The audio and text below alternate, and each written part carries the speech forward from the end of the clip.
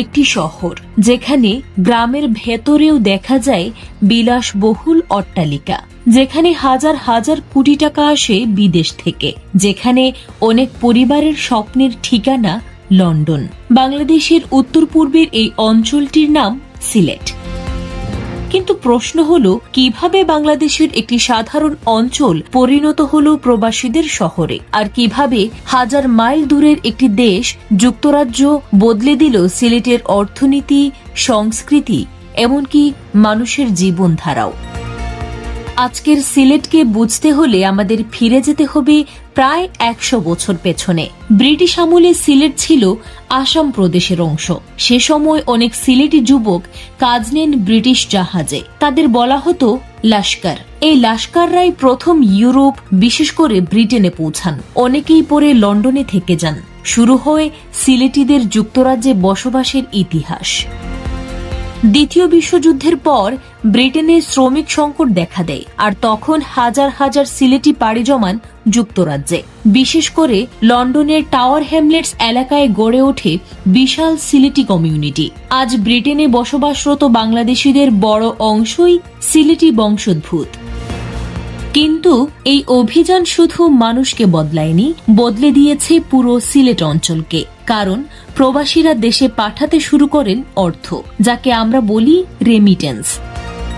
প্রতি বছর বাংলাদেশে যে বিপুল পরিমাণ বৈদেশিক মুদ্রা আসে, তার বড় একটি অংশ আসে সিলেটি প্রবাসীদের কাছ থেকে।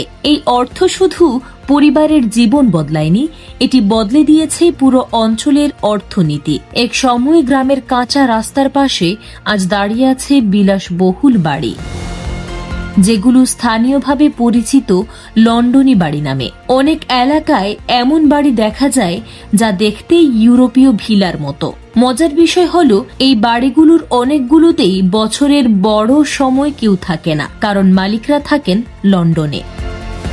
সিলেটের অর্থনীতি এখন অনেকাংশেই নির্ভর করে প্রবাসী আয়ের ওপর। বাজার, জমির দাম, ব্যবসা, শিক্ষা, সবখানেই এর প্রভাব স্পষ্ট।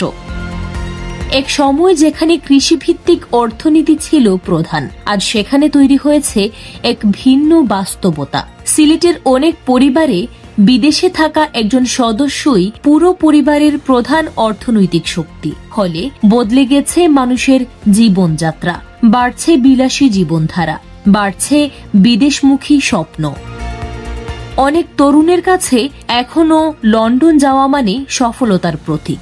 কিন্তু এই পরিবর্তনের আরেকটি দিকও আছে। অর্থনৈতিক উন্নতির পাশাপাশি ধীরে ধীরে বদলে গেছে সামাজিক ও সাংস্কৃতিক বাস্তবতা।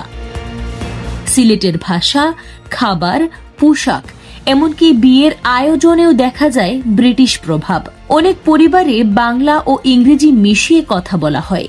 কিছু এলাকায় স্থানীয় সংস্কৃতির সঙ্গে তৈরি হয়েছে নতুন এক ব্রিটিশ সিলেটি পরিচয়। কিন্তু সমালোচকরাও বলছেন, এই নির্ভরতা দীর্ঘমেয়াদে ঝুঁকিপূর্ণ হতে পারে। কারণ যদি বিদেশে কর্মসংস্থান কমে যায় অথবা রেমিটেন্স প্রবাহ কমে যায়, তাহলে বড় ধাক্কা খেতে পারে স্থানীয় অর্থনীতি। আরেকটি বড় সমস্যা হলো, অনেক তরুণ স্থানীয়ভাবে দক্ষতা উন্নয়নের চেয়ে বিদেশ যাওয়াকেই একমাত্র লক্ষ্য হিসেবে দেখে। ফলে স্থানীয় শিল্প ও উৎপাদন খাত প্রয়োজনীয় গতিতে এগোতে পারে না। তবু বাস্তবতা হলো, প্রবাসীরা বাংলাদেশের অর্থনীতির অন্যতম বড় শক্তি, আর সিলেট সেই শক্তির সবচেয়ে বড় প্রতীকগুলোর একটি। ভাবুন তো, হাজার হাজার মাইল দূরে বসবাস করা মানুষদের পাঠানো অর্থ একটি পুরো অঞ্চলকে বদলে দিয়েছে। রাস্তা বদলেছে, বাড়ি বদলেছে, স্বপ্ন বদলেছে, এমনকি মানুষের পরিচয়ও বদলে গেছে। আজকের সিলেট তাই শুধু একটি শহর নয়, এটি একটি বৈশ্বিক সংযোগের গল্প, যেখানে লন্ডনের আয় প্রভাব ফেলে বাংলাদেশের একটি গ্রামের জীবনে। কিন্তু সবচেয়ে বড় প্রশ্ন হলো, সিলেটের ভবিষ্যৎ কি? এই অঞ্চল কি শুধু রেমিটেন্স নির্ভর থাকবে, নাকি প্রবাসী অভিজ্ঞতা ও বিনিয়োগ ব্যবহার করে নতুন শিল্প, প্রযুক্তি ও ব্যবসার কেন্দ্র হয়ে উঠবে? কারণ ইতিহাস বলছে যে অঞ্চল পরিবর্তনের সঙ্গে নিজেকে মানিয়ে নিতে পারে, ভবিষ্যৎ শেষ পর্যন্ত তারই হয়। আর সিলেট বাংলাদেশের সেই অঞ্চল যা একসময় পরিচিত ছিল পাহাড় আর চায়ের জন্য, আজ পরিচিত প্রবাসীদের শহর হিসেবে। একটি শহর যার হৃদয় বাংলাদেশে, কিন্তু যার স্পন্দন ছড়িয়ে আছে লন্ডন পর্যন্ত।